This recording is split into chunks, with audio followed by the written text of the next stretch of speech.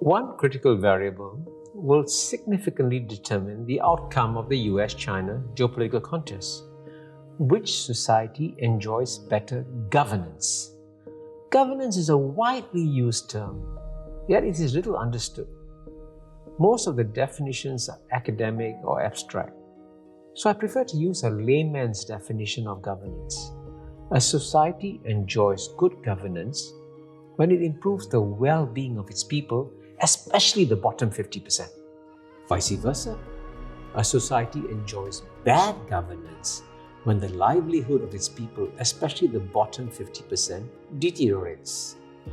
With this simple definition, we can see clearly that China has been enjoying good governance while America has been suffering bad governance. Yet this simple statement is likely to be contested by many Americans. Why? When it comes to governance, America focuses on process, not results. Hence, at the risk of some oversimplification, Americans believe that if the people can choose the government as in a democracy, then the society enjoys good governance. Vice versa, if a people cannot choose a government, as in a Communist Party system, it suffers bad governance. The issue of whether we should focus on results or on processes of choosing government in deciding what constitutes good governance is a huge metaphysical question. We cannot resolve it in this brief course. However, we can confidently assert that the outcome of the US-China contest will depend on the results, not the processes of governance. The next question, therefore, is this: how does a government deliver good results? Here too, political scientists and philosophers have debated this question for millennia. When I was dean of the Lee Kuan Yew School of Public Policy in NUS, I offered the students of the school a simple secret formula to achieve good governance. This formula was based on the Singapore success story. Since Singapore had created a world record in improving the well-being of its people faster and more comprehensively than any other society in human history. I call this secret formula the MPH formula. MPH didn't stand for miles per hour. Instead, it stood for meritocracy, pragmatism, and honesty. How does the performance of the Chinese and American governments look in these three critical areas? Let's start with meritocracy.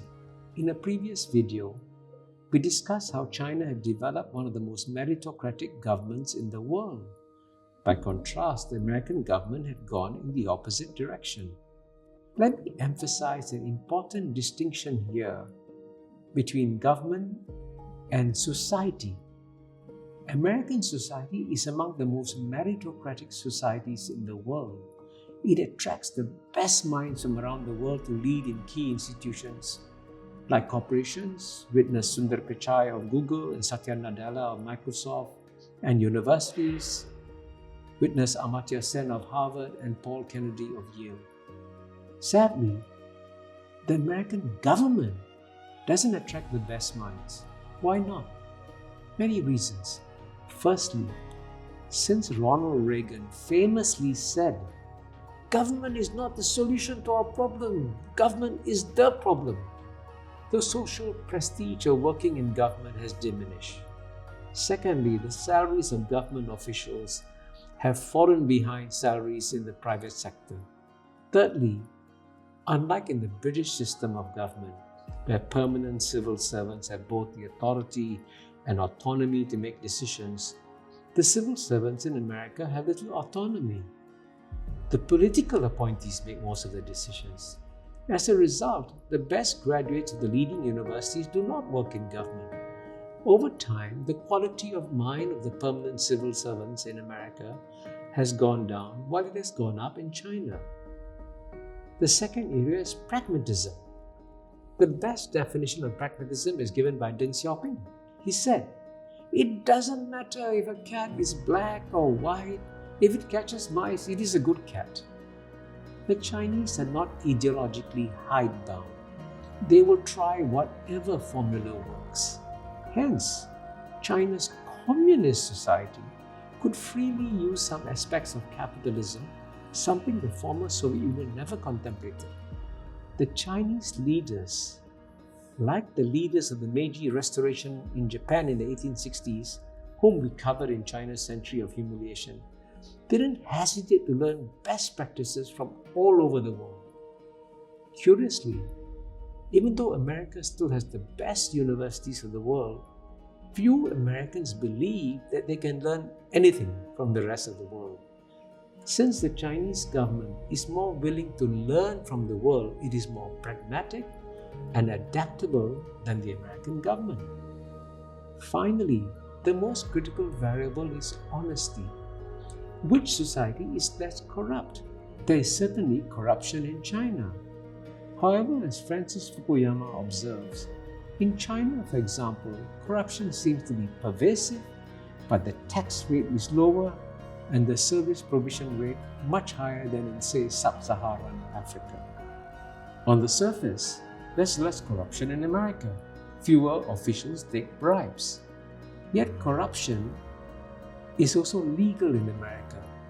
For example, big pharma companies can use their money to buy congressmen and senators who in turn pass legislation preventing the US government from negotiating lower drug prices.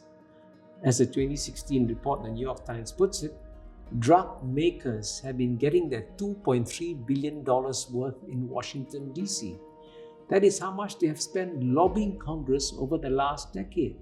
It may help explain why no legislative proposal to rein in rising prescription prices has gone anywhere.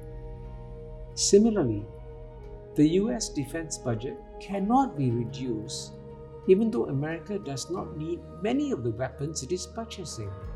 Effectively, all this results in corrupt diversion of public funds to help private corporations make more profits.